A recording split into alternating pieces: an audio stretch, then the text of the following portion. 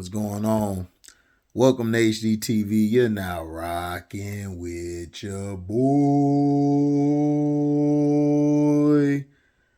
Now,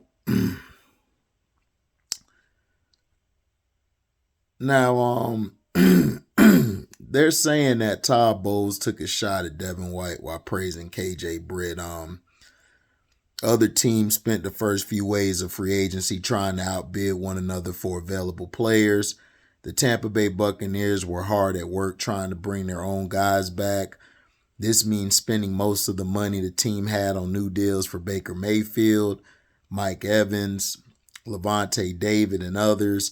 There's also a chunk of change earmarked for Antoine Winfield Jr., who is a franchise tag with the idea of extending the window of time the team had to hammer out a long-term deal. Not everyone is coming back, though. Perhaps the most notable name not returning is linebacker Devin White after a disastrous season. White left to sign for roughly $90 million less than what he demanded from the Bucs last offseason. It didn't take long for White to start taking shots at the Bucs, doing so with some interesting comments in his first press conference with the Philadelphia Eagles. That's a two-way street, as it sure sounded like Buccaneers head coach Todd Bowles sent some shots back at White while talking about how much he loves his new-look linebacker group. Bowles was praising KJ Britt specifically when it seemed he took some thinly veiled shots at White. He didn't call him out by name, but it wasn't hard to read between the lines. Bowles, of course, said, and this is reported by Greg Allman. I'm going to show you. Fair use. Bowles today on linebacker KJ Britt. We're not running the 40. He's a football player. You got to get around him to use your speed. KJ, what he lacks in 2 steps in the speed department, he makes up for being in the right place and understanding the game. You can, oh my bad guys, phone going out. You could play fast and not be fast, and you could be fast and not play. All right. Now, it's worth noting that Britt was the player who replaced White in the starting lineup after he was benched in Week 15. That was the game against the Green Bay Packers, where things went from bad to weird with White as he was made a surprise inactive before the kickoff despite seemingly being healthy. Tampa Bay got into some hot water after Bowles gave a clunky explanation for what happened, but the main takeaway was that White has seemingly worn out his welcome. Not long after the incident, it was reported that White had rubbed his coaches and teammates the wrong way with his attitude during the team's losing streak, and he was never reinserted into the starting lineup. It was a sad way for his tenure with the Bucs to end, as he showed so much promise after being the number 5 overall pick. Back in 2019, he helped the team win a Super Bowl and looked to be on a path that would one day see him take the torch from Lavonte David, but that never happened. Instead, his play became horribly inconsistent over the last 3 seasons, with things culminating in him asking for a trade after not getting a massive contract offer from the Bucs during negotiations for an extension. He apologized for that, due in large part to David's leadership, but the relationship was never fully healed. White has a chance to turn back into the player he once was, and the Bucs seem to have happily moved on to greener pastures. So that's what happened and everything.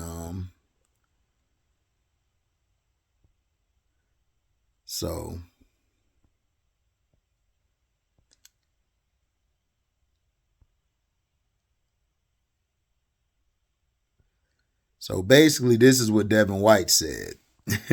He said it's an opportunity to show, like when he signed with the day he signed with the Eagles, this is what he said. It's an opportunity to show why I was top 5, why I helped the team win the Super Bowl. White said of signing with the Eagles. Now you get an opportunity on a bigger stage. It's a bigger platform here. It's better all around team built right here, right now to do great things, and I want to be a part of that. So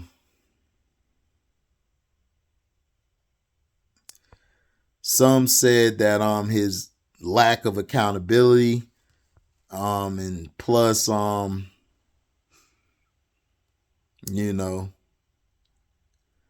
He did get hurt a lot.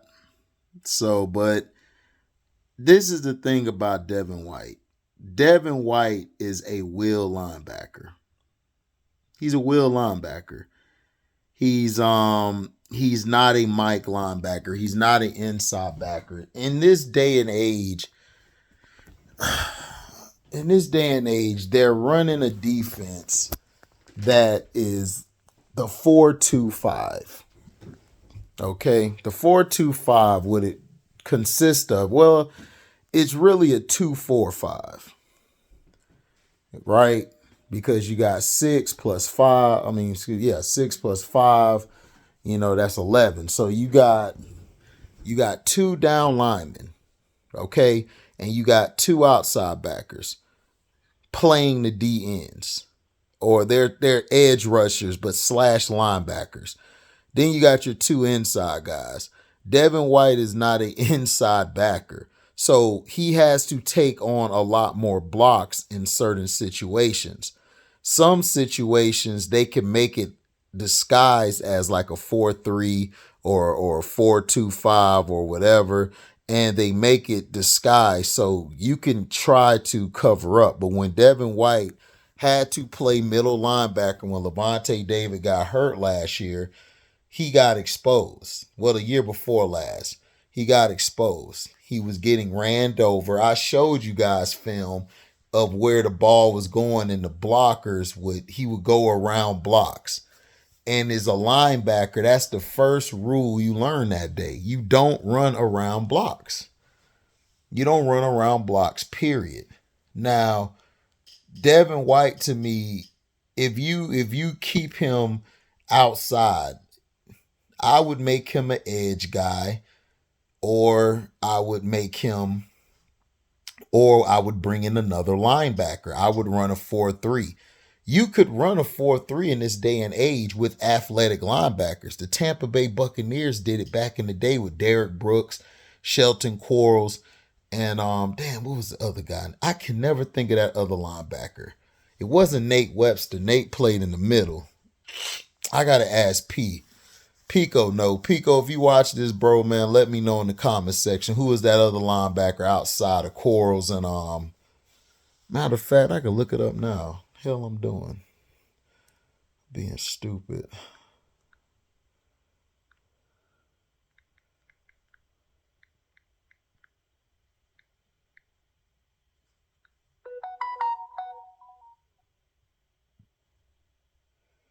Yeah, I could look it up here.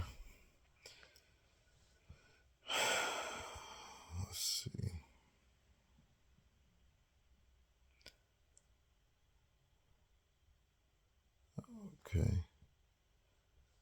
Okay, see, we had Dwight Smith.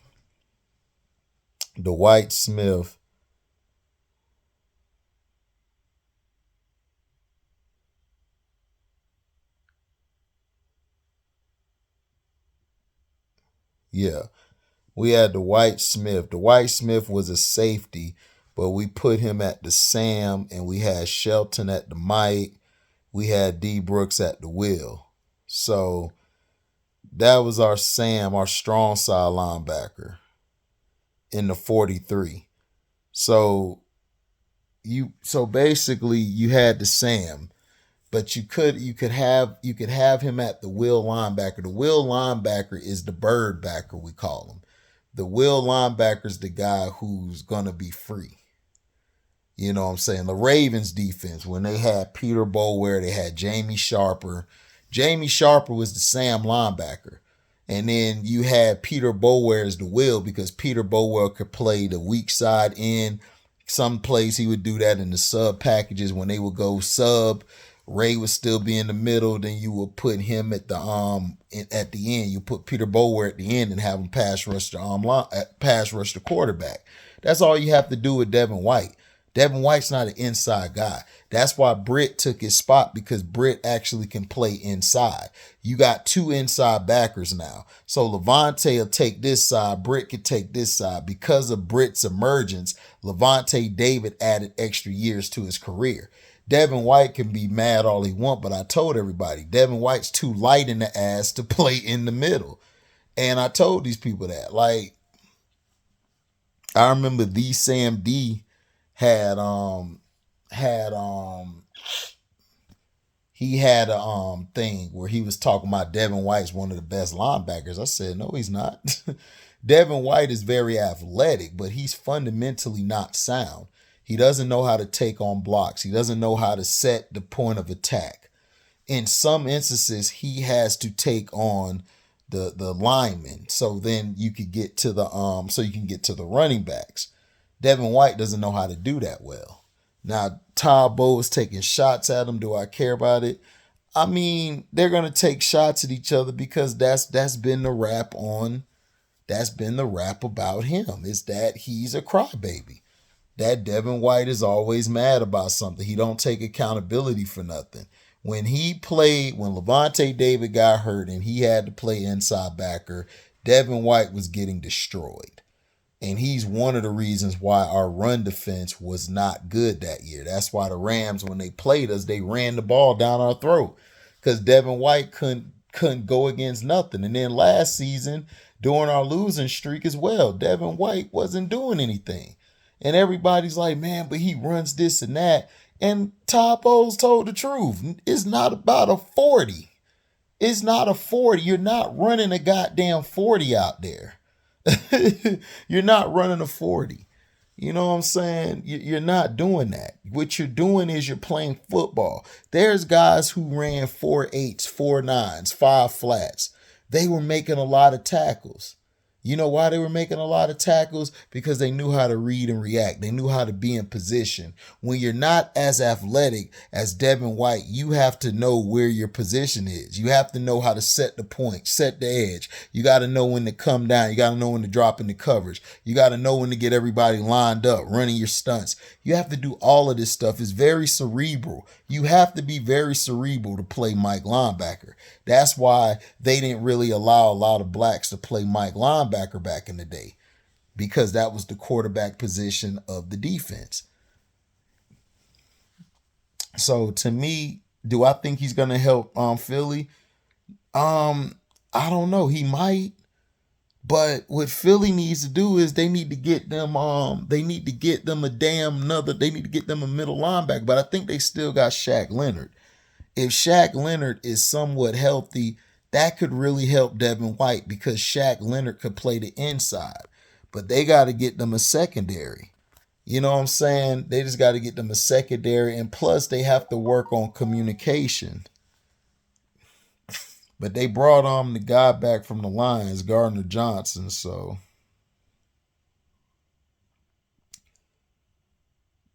now, J.J. McCarthy for the Michigan Wolverines is getting a lot of steam. People are practically saying like, oh man, this guy here, he's the real deal. The Giants are reportedly might try to get him. They're talking about the Commanders might get him. Why? Look, J.J. McCarthy is a game manager. They're even talking about Brock Purdy as well. We're going to get to Brock Purdy in a minute. But this is the thing that pisses me off. This is what pisses me off all the time. Overhyping these guys because they're white. J.J. McCarthy was not as good as Josh Allen. He was not as good as Justin Herbert in college. Why are we hyping this guy up? He wasn't good as Joe Burrow. J.J. McCarthy played a good system. He was a good game manager. Well, great game manager because they won the national title. He struggles throwing the deep ball. He's not a guy who can throw consistently like 25 to 35 times. In this new league, you got to be able to throw to like 40, maybe 45 attempts. You're going to have to be able to throw that. Like the average now is 35, almost 40 attempts a game. You got to be able to do that. And he's not that type of quarterback. Now, if you put him in a situation where he has a running game, now let's say he gets drafted by the Commanders, or let's say the Bears get him. That'll be hilarious if the Bears pick him number 1. I would be crying, laughing. I would be laughing at the damn Bears. But honestly, I think he would fit the Bears.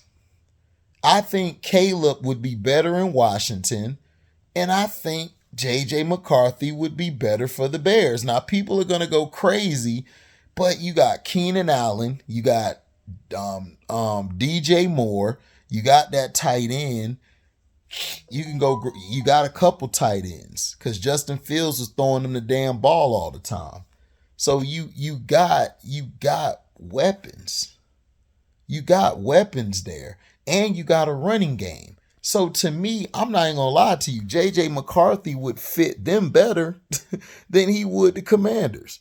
But would I pick him number one overall? Hell no. to me, he's a third, maybe fourth round grade, in my opinion. Third or fourth round grade, maybe fifth at best. Like fifth at worst, excuse me. Fifth round at worst. But he's gonna get selected early. But if I'm like, he would fit Chicago's better. In my opinion, he would fit Chicago better. He should go to Chicago because he knows how to manage the game. You got Keenan Allen, you got DJ Moore, you could pick you up a couple tight ends, you got running backs, you good to go. So he should do that. If I'm the Bears, I'm like, all right, bet. I'm gonna grab him. You know what I'm saying? And then just go get a receiver. But if I'm the Bears, why don't you just draft Marvin Harrison Jr. and then go get JJ McCarthy or get Jaden Daniels or somebody? I could see him getting Jaden Daniels. You can get Jaden Daniels first, and then they could mess around and trade back up and grab Marvin Harrison Jr. That's what I would do and start my franchise like that. Because Jaden Daniels to me is better than all these guys. McCarthy's a better pocket passer than a lot of these guys. But Jaden Daniels can do both. Caleb Williams is a RPO quarterback. He got to move. He runs outside the pocket. He's not a real strong guy inside the pocket. You know?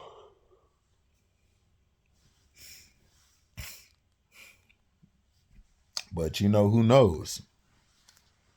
Who freaking knows? But word has it that the Commanders might get him. You know, the Patriots could mess around and get him. You don't know. The Patriots might get him, but he's getting a lot of love, and I don't understand why. But hey, whatever floats your boat.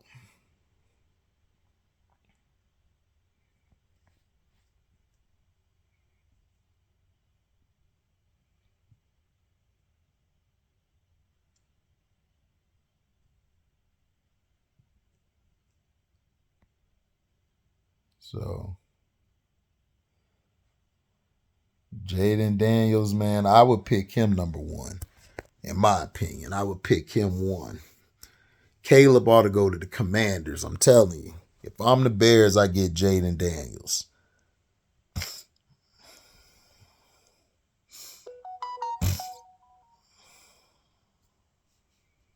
You know, that's just me.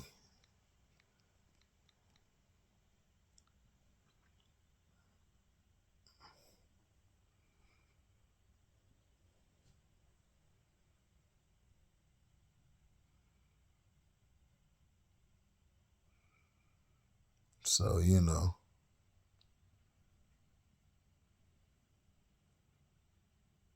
So we'll see, man.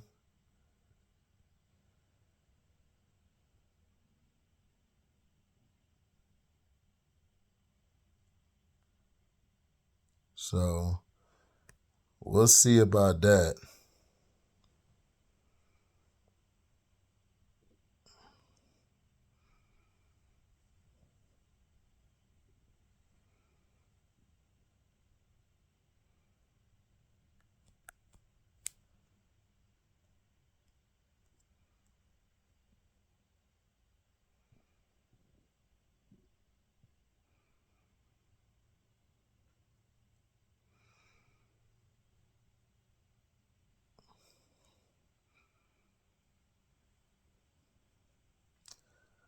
So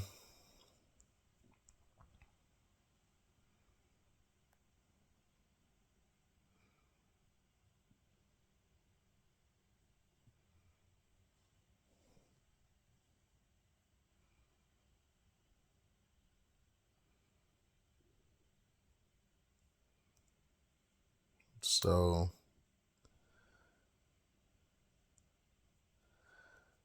let's see. I think you want Fair use at, fair use at. This is the coach, Brian Callahan, Malik Willis, or in the backup. I think you want a guy first and foremost that can play, because if they have to play, you want to be able to get out of a 2, 3, 4 game stretch, and hopefully not an 8 or 9 game stretch like Jake Browning had to get us out of last year. But you want a guy that can first and foremost play the position. There's another element of backup quarterbacks that's really important, is how they are in the room with the starter, and that matters. That relationship can be very fruitful. It can also be very damaging if it's not on the same page. And so having a starter with a backup quarterback that's there to help, that assists, that sees things through the quarterback's set of eyes can be very helpful on game day with the starting quarterback. It's a role that I think is probably undervalued publicly, but you talk to most coaches around the league, that value of that position I think is pretty high. So to have a guy that can be in that role that can, one, play, and two, help the starter is important. So basically they're saying Malik Willis ain't shit.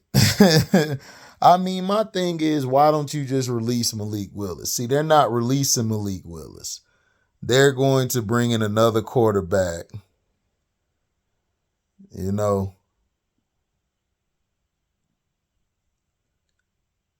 to me, the Titans are stupid. Will Levis is not that guy, but we'll see.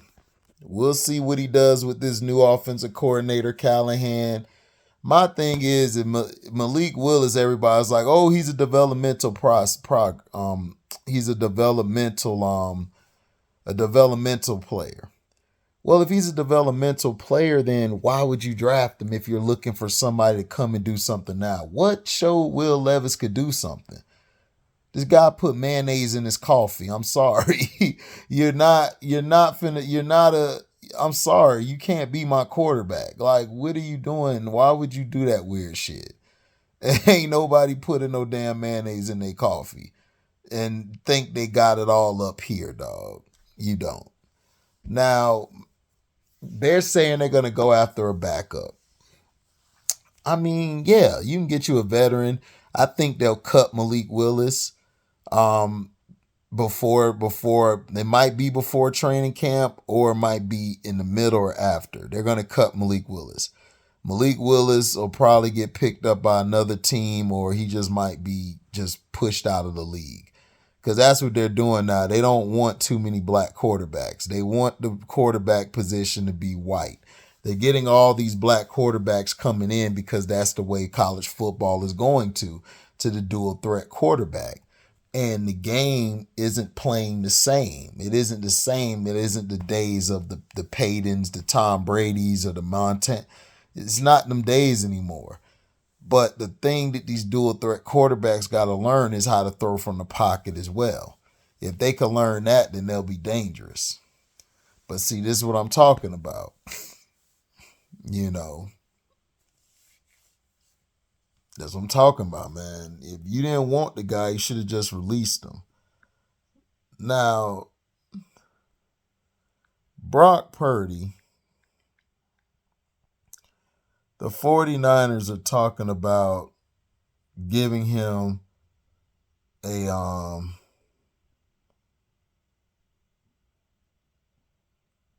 big contract. Now, the 49ers, they're ready to reward him with a massive extension. And he says quarterbacks should be paid a lot more money. So he was Mr. Irrelevant. So now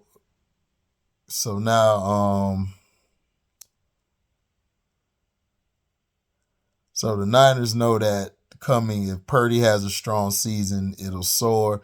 The team CEO, Jay York, understands that. He said it's a good problem when your quarterback is one of the highest paid guys on your team and in the league, York said via the Mercury News. On Tuesday during the NFL's annual owner meetings, is what the market is. Brock is going to ask for something that no one has ever asked for before. I don't know how many players are making over $40 million a season as QB right now. So you're going to pay this guy over 40.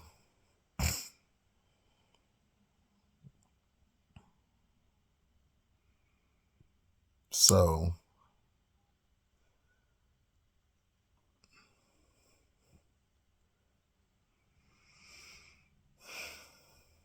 now Ayuk, he's going to make $14.1 million in his 5th year, and they want to reward him. He's coming off back-to-back 1,000-yard seasons. So if the 49ers pay him all this money, Brock Purdy, you see how it's okay to say, yo, we're going to give him the money. We're going to give Brock the money. But when it came to Lamar Jackson, when it came to Deshaun Watson and all these guys, listen, Brock Purdy's a game manager. If you give him that massive contract, you guys are going to be in hell for the next coming years.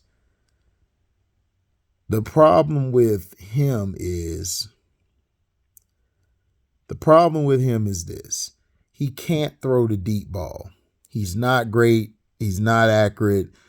If you move him out the pocket to try to throw, he's terrible. So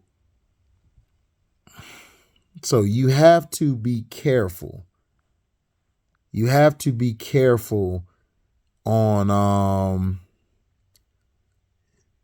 you have to be careful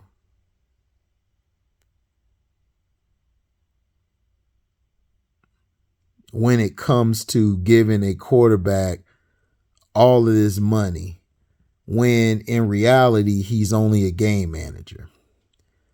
To me, they're going to be in a lot of hell.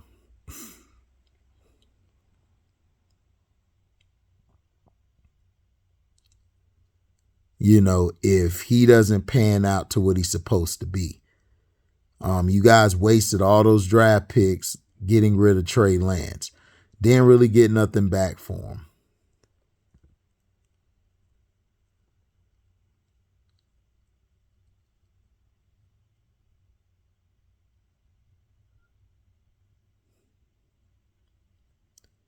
So we'll see.